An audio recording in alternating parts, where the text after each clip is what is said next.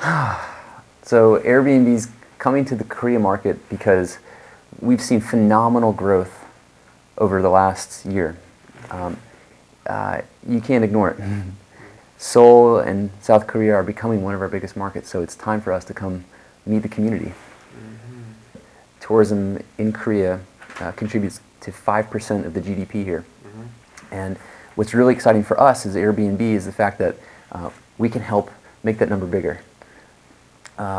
Last year alone, there were guests on Airbnb who stayed in Korea from 76 countries around the world. We're helping cities all over the world improve the amount of tourism. And when I say tourism, it's a different type of tourism than most cities are used to. This type of tourism allows travelers to stay in very local neighborhoods, like the one that we're in right now, where perhaps traditional accommodations don't exist. When they walk out the door, they can spend their money at the local shops and businesses in and around the neighborhood, the mom and pop shops, the restaurants, the fashion stores, the nightlife, and there's a great economic benefit, both for the host and for the neighborhood. That the internet is now being used for the first time to connect people online and then get them offline, face to face in the real world. Never before, you start to unlock all of these inefficiencies around us. The fact that every night there's got to be hundreds of thousands, if not millions, of extra rooms and spaces that go underutilized, every single night. So the beautiful thing about the sharing economy is that it's providing a new lens, a new way for people to see a more efficient way of living, a more sustainable way of sharing of resources with each other. And it doesn't matter if it's a home, a room, a bike, a car, a parking spot, an event space, an office space. The list could go on. The way that life used to be, has been fairly inefficient. And the sharing economy, at a time when it's needed most, can help us be more efficient with the things in our lives. So the way that we've grown is we've predominantly started in big metropolitan cities. Cities like New York, cities like London, like Paris and Rome, and even Seoul. The community of hosts who share their space start to permeate out from urban city centers into more rural areas.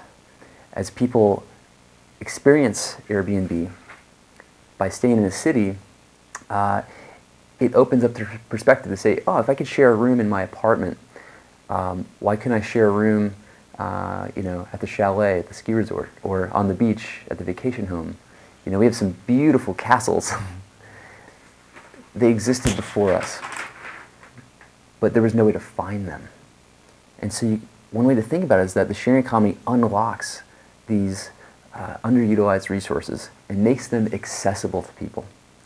So that now you can not only discover it, but you can also book it and stay there. It's a new type of economy with new type of marketing, right? This is not the way that things have been done before. This is a brand new way of seeing the world. And with that, it's a brand new way of creating awareness around the service. For example, when we travel to cities, we'll throw big events to meet our community. Tonight in Seoul, we have an event for our hosts and our guests here in Seoul. And within the first couple days of the invitation going out, we had over 400 RSVPs. And last I heard tonight, there's over 650 people coming. So that just gives you a sense of how passionate people are about the brand.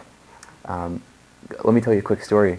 When we held an event in Barcelona, we had a similar amount, about 600, 700 people.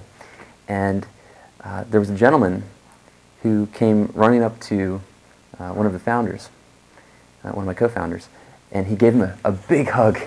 And he said, "It's so good to meet you." And they had a quick chat, and then he left and joined the party. And my co-founder turned to somebody and said, "Wow, he was really excited." what was the story with him? And the woman said, well, he just took an 18-hour bus ride to come to this event to meet you and the other hosts on Airbnb in Spain. 18 hours on a bus. Like, to give you a sense of the impact that this has on people's lives. And I've heard stories even here in Korea of maybe people who are retired, an older generation, whose kids have gone off and they've been married and they've left the house. And so they have some extra bedrooms. And they list their space here in Korea to meet the younger generation, to really stay refreshed, and to make connections from people all over the world. And so that's actually a very common use case here in Korea. And it frees them up from whatever they were doing in life before to pursue what they truly want to do in life going forward. For example, we have a host in Los Angeles. Her name is Tracy. And Tracy rents an extra bedroom in her apartment that she earned $28,000. And the great thing is that she was working on her own startup, the thing that she's really passionate about in life. And so she was able to use the money that she earned through Airbnb to fund her own company. And so she never had to talk to investors or try to raise money. All she did was share the space in her home. Along the way, she met great people, other entrepreneurs, people from around the world, and she raised enough money to fund her own business.